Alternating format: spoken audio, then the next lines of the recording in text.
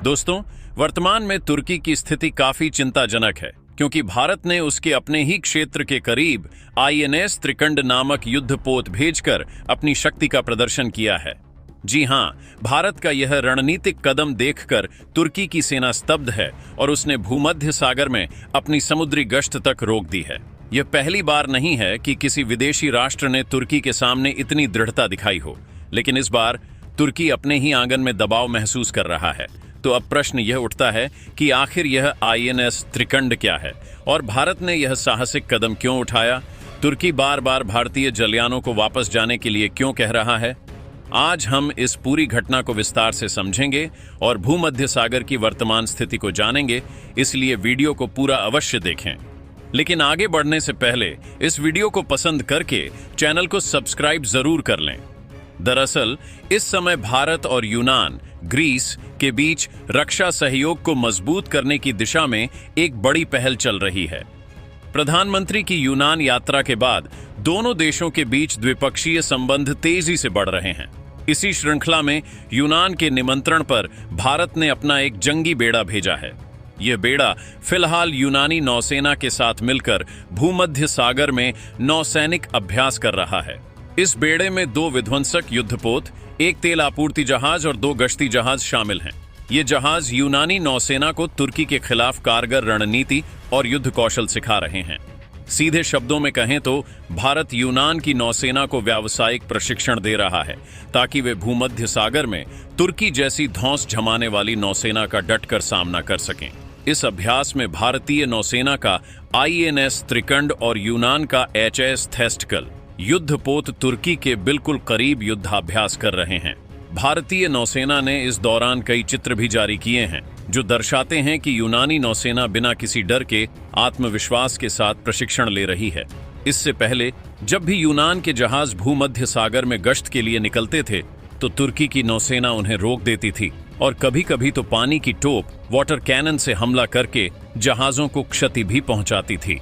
इसका मतलब है कि तुर्की वही दादागिरी दिखा रहा है जो चीन दक्षिण चीन सागर में जापान और फिलीपींस के साथ करता है। जैसे चीन किसी को अपने इलाके में घुसने नहीं देता, वैसे ही तुर्की भी भूमध्य सागर में किसी को आसानी से आने नहीं देता। जबकि वास्तविकता यह है कि भूमध्य सागर पर तुर्की का पूर्ण अधिकार नहीं है। यही कारण है कि जब भारत का आईएनएस त्रिकंड यूनान के क्षेत्र में गया तो तुर्की ने विरोध जताया और तुरंत जहाज लौटाने को कहा। हालांकि भारत ने स्पष्ट कर दिया है कि आईएनएस त्रिकंड तब तक वापस नहीं लौटेगा जब तक अभ्यास पूरा नहीं होता। इसका कारण यह है कि यह जहाज यूनान के क्षेत्राधिकार में है, तुर्की के नहीं। भारतीय नौसेना का कहना है कि उनका जहाज कानूनी और अंतर्राष्ट्रीय नियमों के तहत यूनान की समुद्री सीमा में ही है, जिसे तुर्की को समझना कठिन हो रहा है। अब तक तुर्की की नौसेना ने भारतीय युद्धपोत के करीब आने की भी हिम्मत नहीं की है। दरअसल एक अंतर्राष्ट्रीय नियम है कि अगर 2 देशों के अभ्यास में कोई तीसरी शक्ति बाधा डालती है तो उसे शत्रु लक्ष्य, एनिमी टारगेट माना जाता है। मतलब अगर तुर्की ने कुछ किया तो भारतीय नौसेना सीधा जवाब दे सकती है। इसके अलावा इस समय यूनान को भारतीय नौसेना की सहायता बहुत जरूरी है। तुर्की भूमध्य सागर में लगातार दबदबा बनाने की कोशिश कर रहा है। अगर भारत और यूनान साथ मिलकर रणनीति नहीं बनाते तो तुर्की और भी ज्यादा बल दिखा सकता था। यह वही परिस्थिति है जो फिलीपींस में हुई थी। जब चीन दक्षिण चीन सागर में अपनी शक्ति दिखा रहा था तो अमेरिका और जापान ने मिलकर वहां की सेना का समर्थन किया। अब वही रणनीति यूनान और भारत के बीच क्रियान्वित हो रही है। अब आप सोच रहे होंगे कि तुर्की बार बार क्यों कह रहा है कि भारत के जहाज वापस जाए। इसका कारण साफ है कि तुर्की भयभीत है। जब से आईएनएस त्रिकंड और यूनान का एचएस थेस्टकल भूमध्य सागर में है, तुर्की नौसेना ने अपनी कोई गतिविधि दिखाई तक नहीं है। इसका मतलब यह हुआ कि भारतीय नौसेना की मात्र वहां उपस्थिति ही तुर्की के लिए बड़ा डर बन गई है, क्योंकि अगर भारत और यूनान ने मिलकर कोई जवाबी कार्यवाही की तो तुर्की की नौसेना को भारी क्षति झेलनी पड़ सकती है। वैसे आपको बता दें कि यह केवल एक शक्ति प्रदर्शन, शो ऑफ पावर नहीं है, यह एक रणनीतिक संदेश भी है। भारत यह दिखा रहा है कि वह न केवल अपने पड़ोसी देशों के साथ मजबूत मित्रता करता है, बल्कि वैश्विक स्तर पर भी अपनी ताकत दिखा सकता है।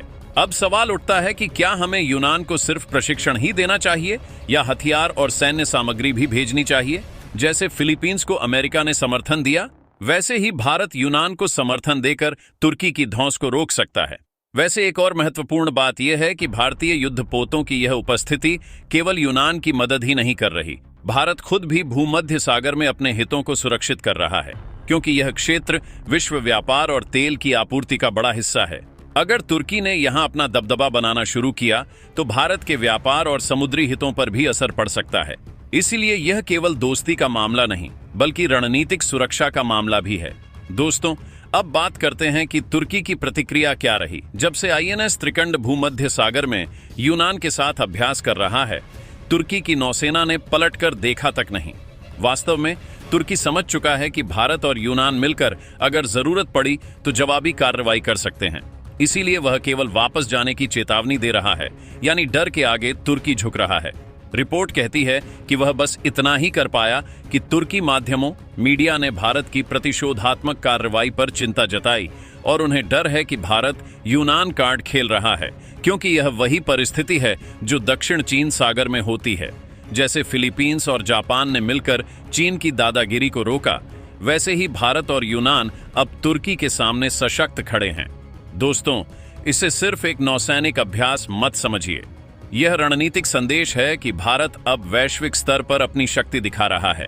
भारत ने यह दिखा दिया है कि हम केवल अपने पड़ोसी देशों की मदद नहीं करते, बल्कि हम वैश्विक समुद्री मार्गों और व्यापार हितों की सुरक्षा भी करते हैं। यूनान के साथ मिलकर भारतीय नौसेना यह सिद्ध कर रही है कि भूमध्य सागर में तुर्की अकेला मनमानी नहीं कर सकता। फिलहाल अब सवाल यह उठता है कि आम नागरिकों के लिए इसका क्या अर्थ है। अर्थ यह है कि भारत रणनीति और शक्ति के साथ कार्य कर रहा है, केवल दिखावा नहीं बल्कि हर कदम पर तैयारी और सुरक्षा सुनिश्चित कर रहा है। यूनान को सहायता देने से केवल उन्हीं का फायदा नहीं, भारत के व्यापार और अंतर्राष्ट्रीय संबंध भी मजबूत होते हैं। दोस्तों, यह वही समय है जब हमें समझना चाहिए कि भारत अब केवल क्षेत्रीय शक्ति नहीं बल्कि वैश्विक रणनीतिक खिलाड़ी भी बन चुका है। तो दोस्तों, आपको क्या लगता है, क्या हमें यूनान को सिर्फ प्रशिक्षण ही नहीं बल्कि हथियार और सैन्य सामग्री भी भेजनी चाहिए ताकि तुर्की जैसी दादागिरी को रोका जा सके?